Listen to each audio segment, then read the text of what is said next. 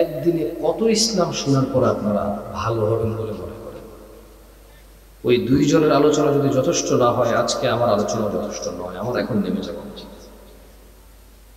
আর যদি বলেন যে না, দুইজনের আলোচনায় অনেক উপকৃত হয়েছেন, তাহলে আমি আর 8 মিনিট কথা বলবো। শরীরের অবস্থা তো ভালো না, আশা করি ওই 8 মিনিটও আপনাদের কাজে আসবে ইনশাআল্লাহ।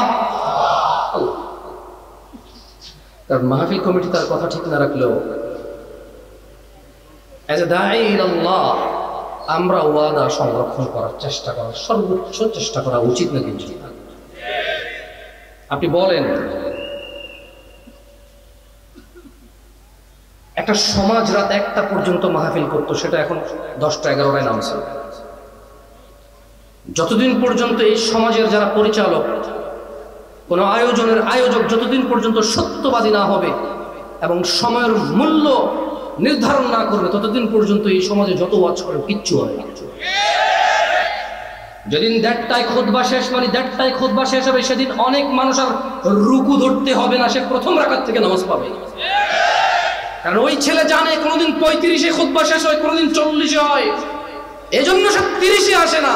কোনোদিন সে 25-এ এসে রুকু পায় না, কোনোদিন সে 30-এ এসে 50 পর্যন্ত অপেক্ষা করা লাগে, সে মসজিদে আসে না। সময়ের মূল্য জুমার খুতবার সময়সূচি থেকে নিয়ে নেন, এর অপকারিতা কতটা। আমি কোরআনুল কারীম থেকে 2-4টা আয়াত বলে আজকের বক্তব্য সমাপ্তি করব।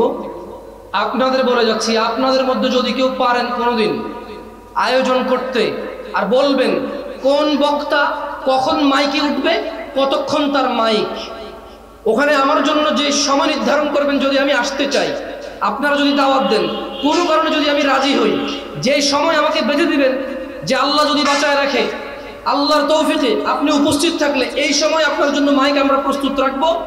আল্লাহর ইচ্ছায়, আল্লাহর দয়া আপনি এই সময় পর্যন্ত কথা বলতে পারবেন। সেদিন ইনশাআল্লাহ যে সময় নির্ধারণ হবে আমার সাথে, যেটাতে আমি আর আপনি এগ্রি থাকবো, ওই দিন ইনশাআল্লাহ যতটুকু সময় নির্ধারণ চেষ্টা করবো, আমার তৌফিক ইল্লা বিল্লাহ, আল্লাহর দেওয়া তৌফিক অনুযায়ী আল্লাহর বিষয়ে কথা বলার ইনশাআল্লাহ। আজকে পারবো না, আজকে রাত 10টা 50-এ মাহফিল শেষ হবে ইনশাআল্লাহ।